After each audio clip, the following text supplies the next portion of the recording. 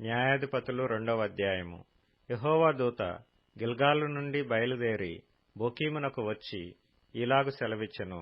నేను మిమ్మును ఐగుప్తులో నుండి రప్పించి మీ పితరులకు ప్రమాణం చేసిన దేశమునకు మిమ్మును చేర్చి నీతో చేసిన నిబంధన నేనెన్నడనూ మీరను. మీరు ఈ దేశ నివాసులతో నిబంధన చేసుకొనకూడదు.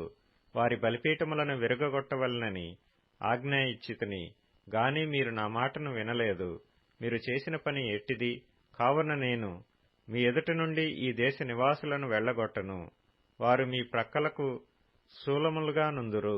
వారి దేవతలు మీకు ఉరిగా నుందురని చెప్పుచున్నాను. యెహోవా దూత ఇశ్రాయేలీలందరితో ఈ మాటలు చెప్పగా జనులు ఎలుగెత్తి ఏడ్చిరి. కాగా ఆ చోటికి బోకీమను పేరు పెట్టబడెను. అక్కడ వారు యెహోవాకు బలి అర్పించిరి. యెహోషువ జనులను వెళ్లనంపినప్పుడు ఇశ్రాయేలీలు దేశమును స్వాధీనపరచుకొనుటకు తమ స్వాస్థ్యములకు పోయిరి. యెహోషువ దినములన్నిటను యెహోషువ తరువాత ఇంక బ్రతికిన వారై యెహోవా ఇశ్రాయేలీల కొరకు చేసిన కార్యములన్నిటినీ చూసిన పెద్దల దినములన్నిటను ప్రజలు యెహోవాను సేవించుచూ వచ్చిరి. నూను కుమారుడును యెహోవాకు దాసుడునైన యెహోషువ 110 సంవత్సరముల వయస్సు గలవాడై మృతి నొందినప్పుడు అతని స్వాస్థ్యపు సరిహద్దులోనున్న తిమ్నత్సెరహులో జనులు అతని పాతిపెట్టిరి. అది ఎఫ్రాయిమీల మన్యమందలి గాయషు కొండకు ఉత్తర దిక్కుననున్నది. ఆ తరము వారందరూ తమ పితరుల యొద్దకు చేర్చబడిరి.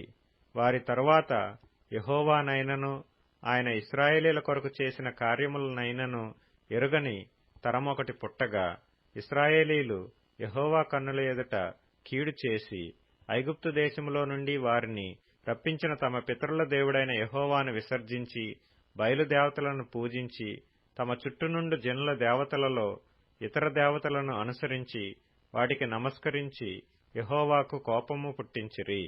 వారు యెహోవాను విసర్జించి బయలును అష్టారోతును పూజించిరి. కాబట్టి యెహోవా కోపాగ్ని ఇశ్రాయేలీల మీద మండెను.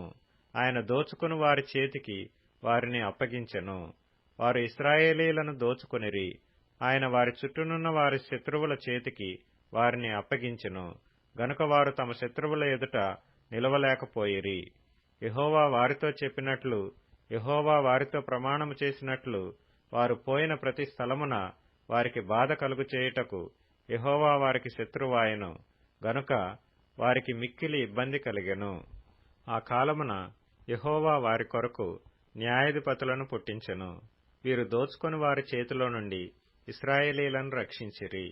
అయితే వారు ఇంక న్యాయాధిపతుల మాట